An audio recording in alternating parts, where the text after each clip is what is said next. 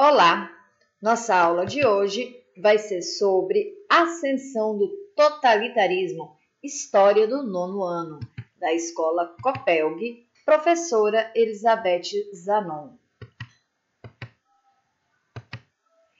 O período entre guerras, que foi marcado entre 1919 a 1939, foi uma época do descrédito e da crise da sociedade liberal. E essa sociedade, agora toda desacreditada, ela havia sido forjada no século XIX, com a afirmação do capitalismo como um sistema econômico perfeito. Então acreditava-se que o capitalismo seria um sistema econômico perfeito.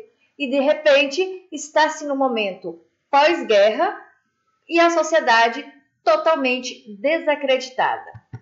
E aí na segunda metade do século, o mundo ele passa a absorver os progressos da segunda fase da Revolução Industrial, onde teve seu auge entre 1870 e 1914. E ainda ali a gente passa pela Primeira Guerra Mundial. Então o imperialismo e o colonialismo europeu, eles deram aos principais países desse continente a hegemonia do mundo e, por isso, uma ótica de encarar o futuro de forma entusiástica e otimista. Então, nesse período da Revolução Industrial, eles deram essa impressão de que o mundo seria perfeito, seria otimista, os glamours, a Revolução Industrial em si iria mudar a realidade de vida das pessoas. E, no entanto, eles percebem que nada disso acontece. Então, após a Primeira Guerra Mundial, que durou de 1914 a 1918, os polos de poder acabaram. A Alemanha, Inglaterra, França e Rússia não têm mais esse poder todo que tinham antigamente. E aqui na América, os Estados Unidos, com sua economia intacta, passa a se tornar os banqueiros do mundo, a grande potência mundial.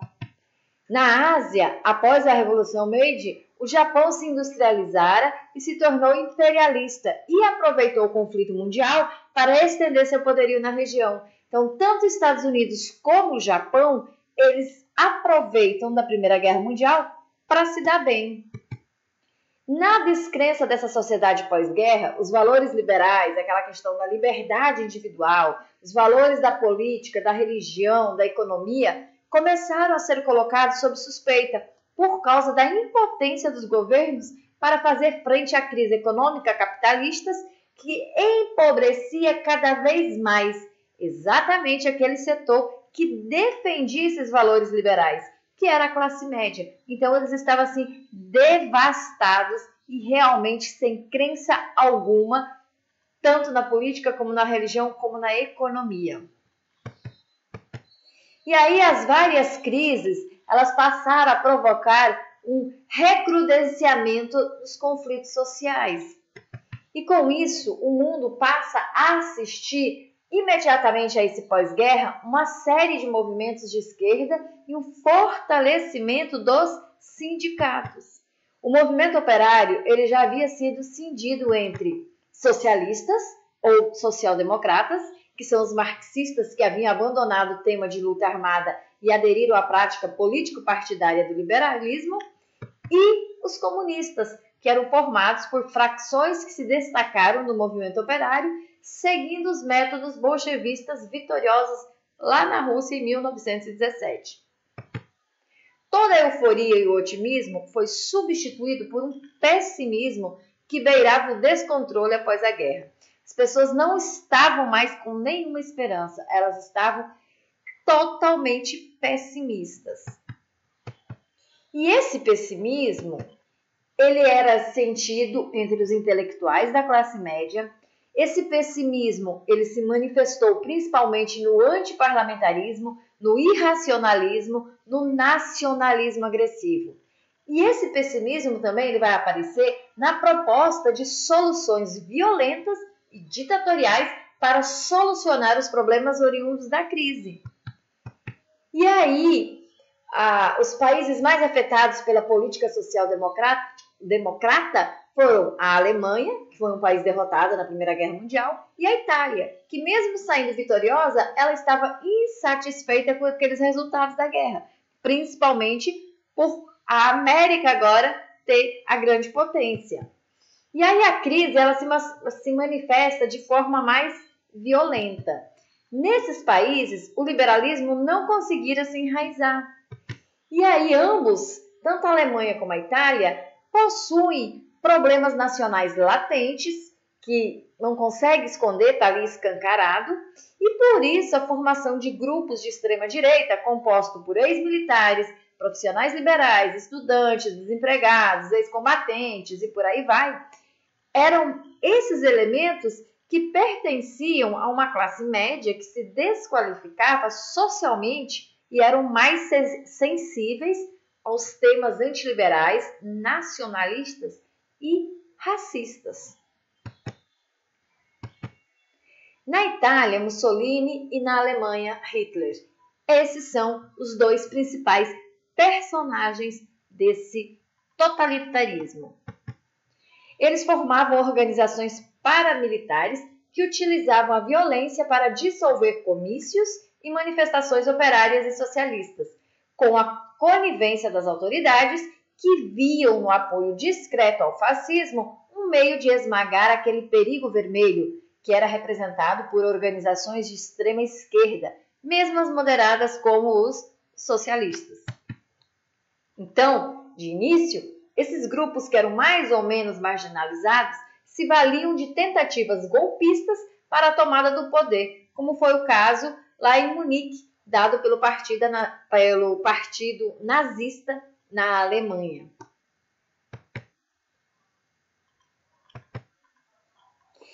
E aí, à medida que a crise se aprofundava e o Estado não a debelava, assim como se mostrava incapaz de sufocar essas agitações operárias, essas organizações fascistas e nazistas viam aumentar seus quadros de filiação partidária.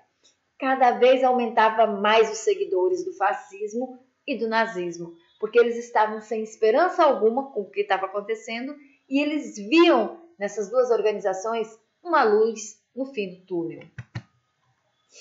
E aí, os detentores do capital, faltou um Lzinho aqui, me perdoem, os detentores do capital, eles passaram a financiar essas organizações de direita, vendo na ascensão delas um meio de esmagar as reivindicações da esquerda e a possibilidade de se postar em prática uma política imperialista no sentido de abertura de novos mercados. Então, estava surgindo ali uma esperança. Por isso e por essas atitudes desses capitalistas, entende-se porque tanto Mussolini quanto Hitler conseguiram chegar ao poder por vias legais. O fascismo e o nazismo foi legal, não foi golpe, não foi crime.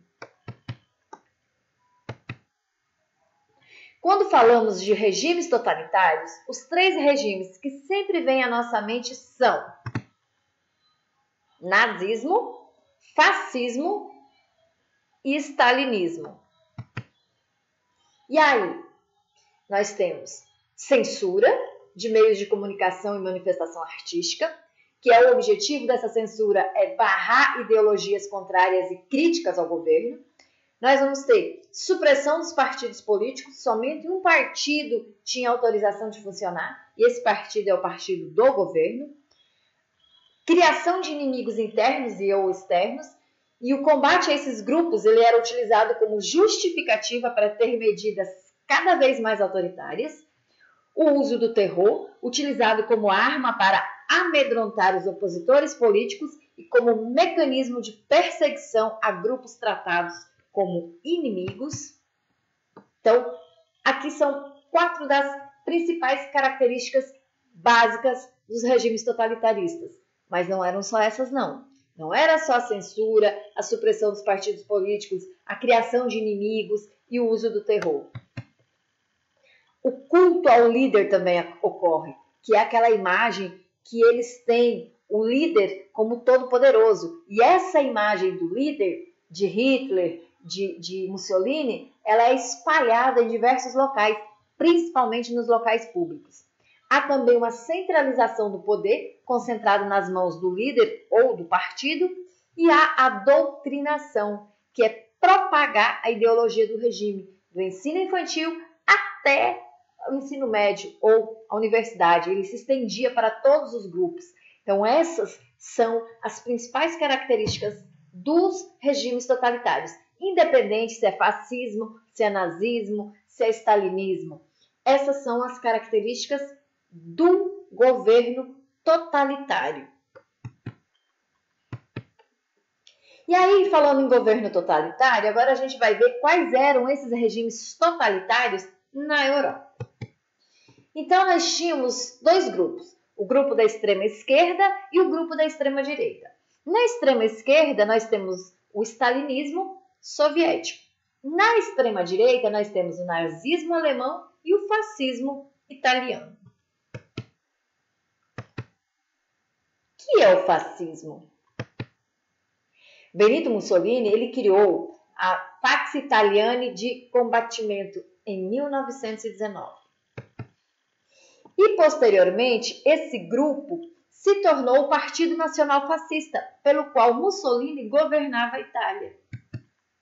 A ascensão do fascismo ao poder da Itália aconteceu em 1922.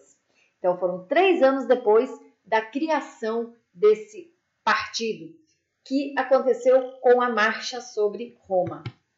Nesse acontecimento, milhares de fascistas de toda a Itália se dirigiram para Roma com o objetivo de pressionar o rei do país, o Vítor Emanuel III, para que ele demitisse Luigi Faccia e nomeasse Benito Mussolini como primeiro-ministro do país. Então, Benito Mussolini estava desejando ser primeiro-ministro do país.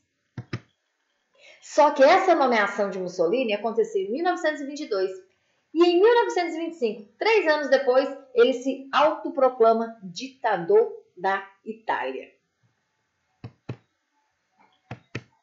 As principais características desse fascismo. A gente viu ali atrás as principais características dos governos totalitários em si, mas eles tinham também as suas especificidades. Aqui no fascismo a gente destaca o antiliberalismo, o desprezo pelo socialismo, a exaltação de valores conservadores e tradicionais, o desprezo por valores considerados modernos e o controle total do Estado com a doutrinação. Então, aqui são as características específicas do fascismo. Essa doutrinação, ela leva a um controle total do Estado. E o nazismo?